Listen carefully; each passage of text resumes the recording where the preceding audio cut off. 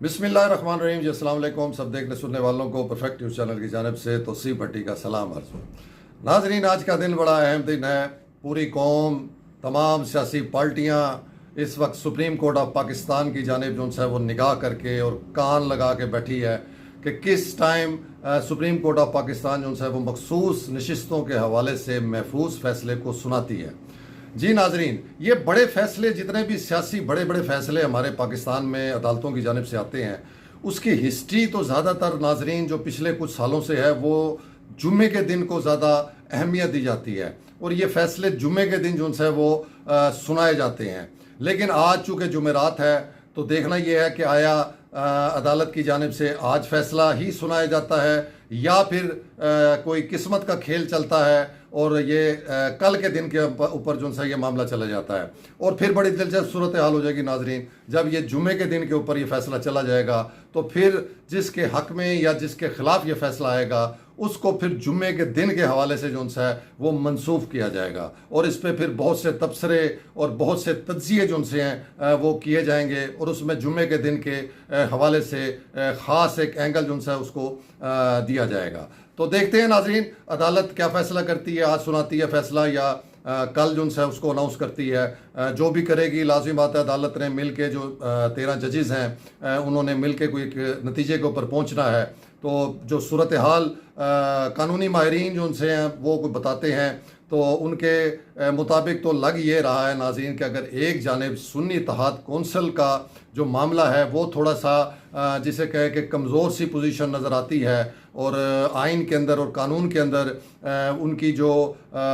सीटें लेने का जो मामला है उसमें कोई बहुत ज़्यादा वज़न नहीं नज़र आता। तो इसी तरीके से नाजरीन दूसरी जो साइड है वो ये कि जो सीटें जिस जमात की बननी थी उसके बजाय जो है वो दीगर जमातों में तकसीम कर दी गई, वो भी एक बिल्कुल ही निराला और नया काम मेरे ख्याल में पाकिस्तान की तारीख में हुआ है। इस तरह की सूरत हाल पहले भी जो है वो कभी नहीं आई और इस दफ़ा भी जो सूरत हाल है उसमें किसी दूसरी जमात को ये सीटें दे देना ये भी कानूनी माहिरीन के मुताबिक किसी तौर के ऊपर जस्टिफाइड नहीं होता। तो अब दरमियाना रास्ता क्या हो सकता है नाजरीन, करना फैसला तो अदालत ने है, लेकिन जो डिबेट चल रही है और जो इसके ऊपर गुफ्तगू चल रही है उसमें ज़्यादातर राय जो कानूनी राय आ रही है वो यही आ रही है कि अगर अदालत, क्योंकि जजेस की जो कमेंट्स थे इस समात के अंदर वो भी मुख्तलिफ़ किस्म के जो से हैं वो आ रहे थे। कोई समझ रहा था कि शायद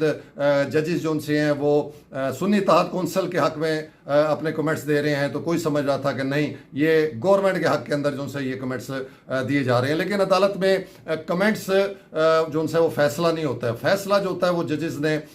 मुशावरत के साथ करना है और किसी एक कानूनी और आइनी नुक्ते के ऊपर पहुंच के करना है। तो उसमें अगर ये दोनों ऑप्शन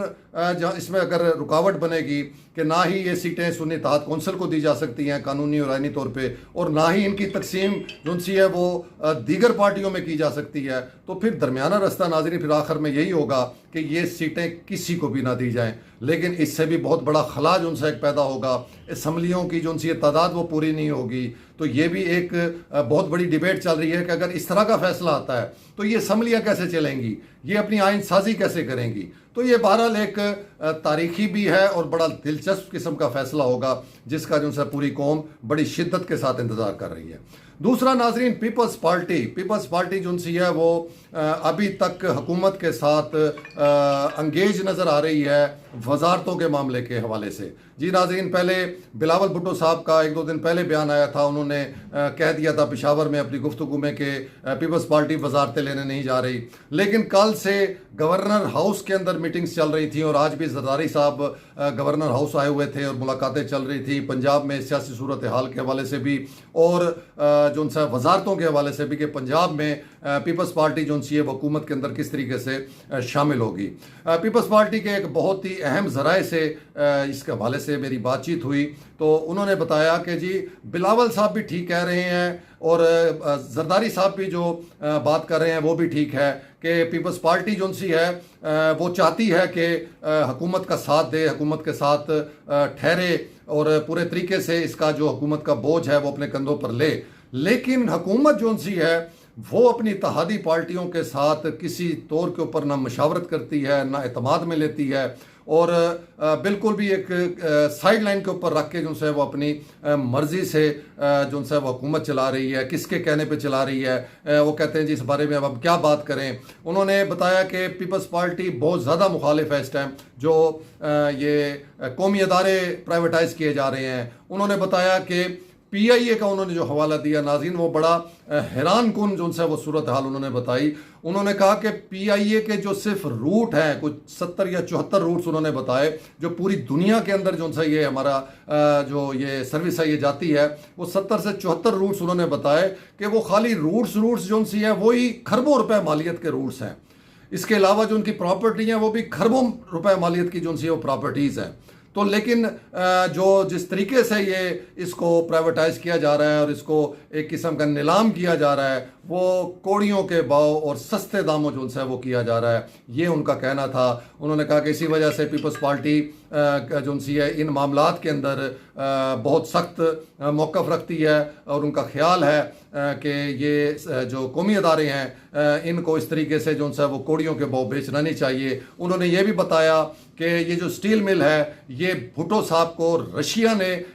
तोहफतन जो है वो दी थी, लेकिन भुट्टो साहब ने उस टाइम कहा था कि नहीं, मैं चूँकि प्राइम मिनिस्टर हूँ इसलिए मैं ये इसको अपने ज़ाती उसके लिए नहीं ले सकता, और ये फिर पाकिस्तान की मलकियत जो है वो बनाई गई। तो उन्होंने बताया कि बिलावल भुट्टो साहब ने हुकूमत को कहा है कि आप स्टील मिल बेचने के बजाय आप ये स्टील मिल सिंध हुकूमत को दे दें, हम इसके सारे मामला जो हैं वो ठीक करेंगे और इसको जो है एक प्रॉफिटेबल अदारा बनाएंगे। तो ये मामला उन्होंने बताया कि ये चीज़ें जो हैं ये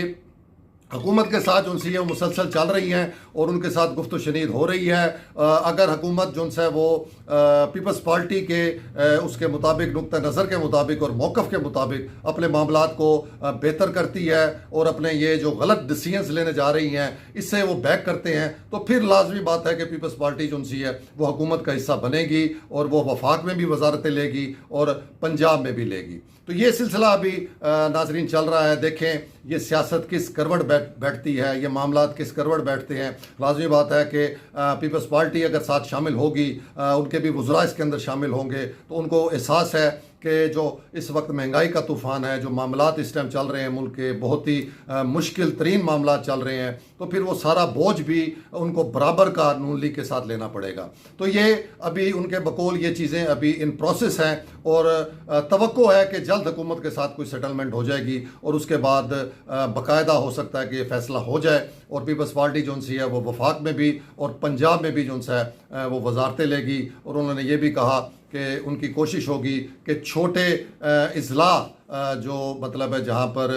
जो महरूमी के शिकार हैं, जहाँ के बहुत सारे मसाइल हैं, उनको भी नुमाइंदगी दी जाएगी और कोशिश की जाएगी कि उन अजला में और ख़ास तौर पर जनूबी पंजाब में पीपल्स पार्टी को मज़ीद मुस्तकम किया जाए, उसकी जो पोजीशन है वो बेहतर की जाए। उन्होंने बताया कि इस हवाले से बाकायदा तंजीम साजी का भी अमल जो है उसके ऊपर भी गुफ्तगू हो रही है और इसको मज़ीद फ़ाल करने के हवाले से भी जो है वो देखा जा रहा है। तो ये था नाज़रीन आज का व्लॉग। उम्मीद है कि आपको पसंद आया होगा। अपना ख्याल रखिएगा। तो सी भट्टी को इजाज़त दीजिए। अल्लाह।